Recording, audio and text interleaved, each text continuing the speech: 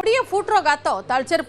पौरांचल हांडीधुआ पछपाख रखि गोटे जमी उपरे होइछि गात गात को नहीं लोक मैंने भयभीत अवस्था अच्छा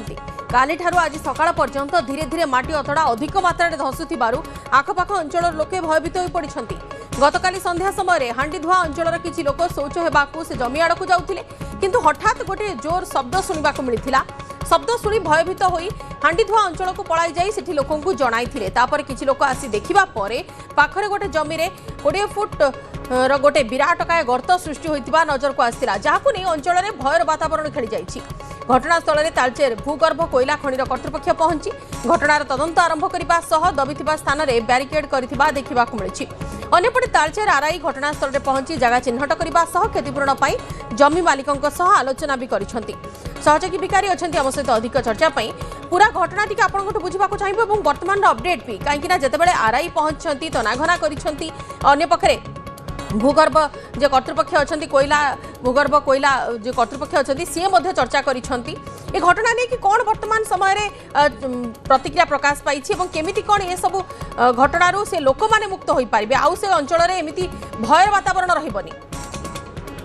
देखो बंदिता वर्तमान तो जहाँ तालचेर हांडीधुआ अंचल गतकाली जो माटी दबिची एवं विराट बड़ गर्त सृष्टि से नहीं कि तो से अंचलवासी मध्य निश्चित भाव में भय और छानिया पशि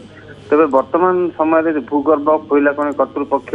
एवं आसी जिला प्रशासन अधिकारी अच्छा जो मैंने दीर्घ समय धरी जो गर्त होती जो जगार थिला भूतल कोयला खनि सब थिला से भूतल कोयला खनि ता तले थिला कि नहीं से नहीं मैप देखिकी जो भूगर्भ कोयला खनि कर्तृपक्ष आसे तनाघना करुँच तेज सबुठ बड़ कथा हूँ जे गतकाली जो भाई भाव गर्त सृष्टि होता नुआ नुह एभली 3-4 वर्ष हेलानी विभिन्न स्थान में कौट घर दबुची कौट रास्ता दबुची या पूर्वर किसी वर्ष पूर्व आहरी बहुत बड़ गर्त गोटे सृष्टि होता देउलबेड़ा अंचल तेणु तालचेर जो जो तले जो भूतल कोयला खनि जो खनन हो जाइए जो कोयला उत्तोलन करा दिया पर से भितर बाली फिलिंग करा जाई नाही जहाँकि करा दिया कथा से वर्ष वर्ष धरी से तलटी थंपा रहिबा द्वारा फांका रहिबा द्वारा किसी वर्ष पर निश्चित भाव में माटी दुर्बल हो जाउची एवं तल को खसी पड़ुची। आमे जदि कहिबा जे तालचेर जो पौरांचल रही पौरांचल अर्धाधिक स्थान तार तले एभली भूतल कोयला खनि रही एवं से खनि गुड़िक यथा संभव बाली फिलिंग करा जाई नाही।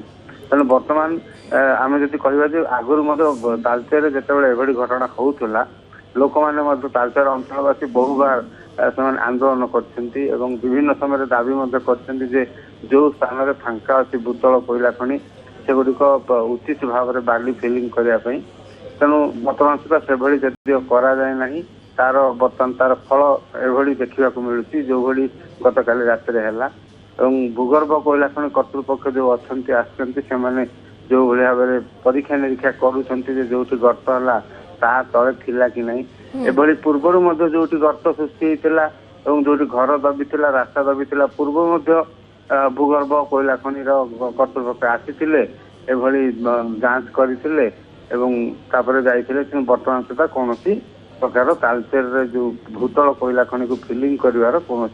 व्यवस्था करा जाई नाही। तथापि वर्तमान पर्यंत लोकंकर जो चिंता अच्छी कि सेमानंकर एमिति जेकोसी समय किंबा जेकोसी स्थान रे एमिति स्थिति सृष्टि होई पारे ए आशंका सेमानक मनरु जीवा पई किछु गोटे निर्दिष्ट